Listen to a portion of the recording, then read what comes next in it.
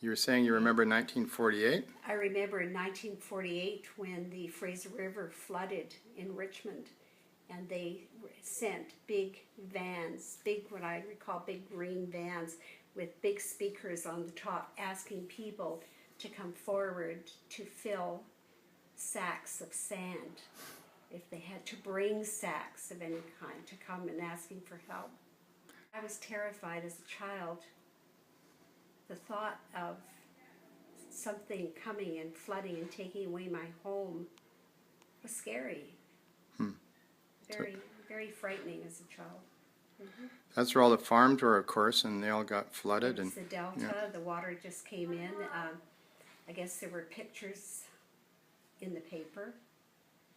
They talked about it on the radio all the time. The damage. Yeah. And with the speakers coming up and down the road.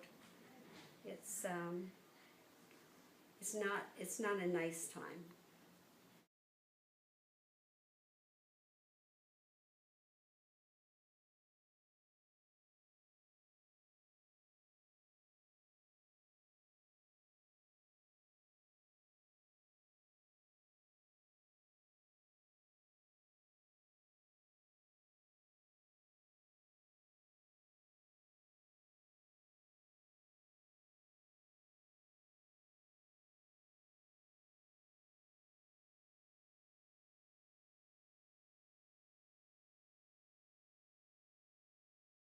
This house was always really fascinating.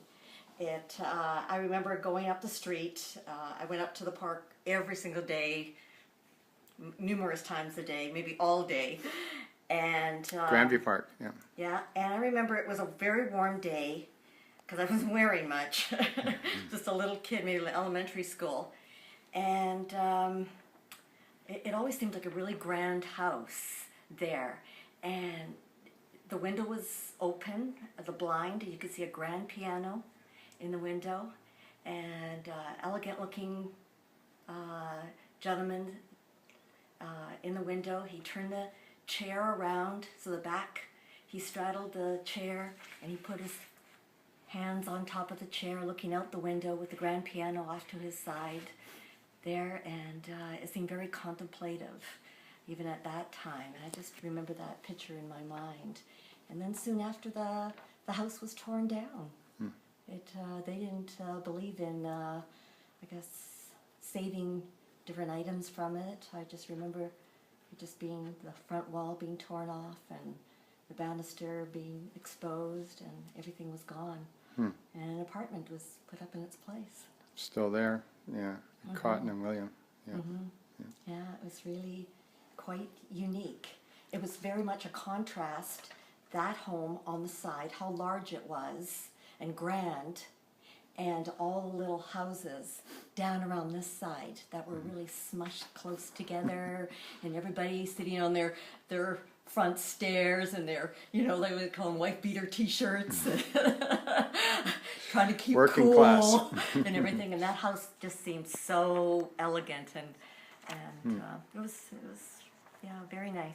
So talking about the newel post in that house, this house has, I've never seen one quite that sort of ornate in this neighborhood. You know more about the house and who built it? Was that a boxer or a wrestler? Jimmy McLarnon? Pardon me? Jimmy McLarnon was I a don't know the name. very famous boxer in the 1930s, and he lived right about here. Does it ring a bell?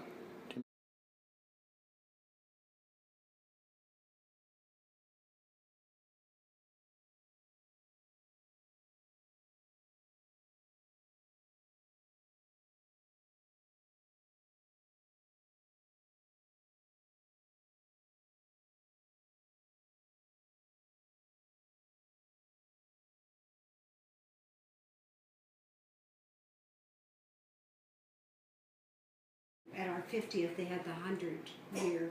Oh. Yeah, in 2009. Time passes by. It's for no man. They're counting from 1909? Is it 1909, the school? It was really started in 1908, but they opened at Admiral Seymour, so it doesn't really count. They built the first part of the school in 1910. So. Well, they had to be in 1909.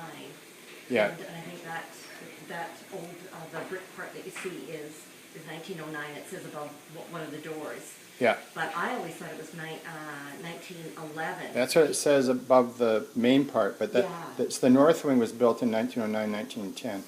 And the center and the south were built in 1911. That's why it says 1911. But it is the oldest high school in Vancouver. It is? Yeah. Wow. Oldest high school building. Older Let's than just King take Ed. a look at it. Yeah, it's older than all of them. Well, King Ed got torn down. So that's moved.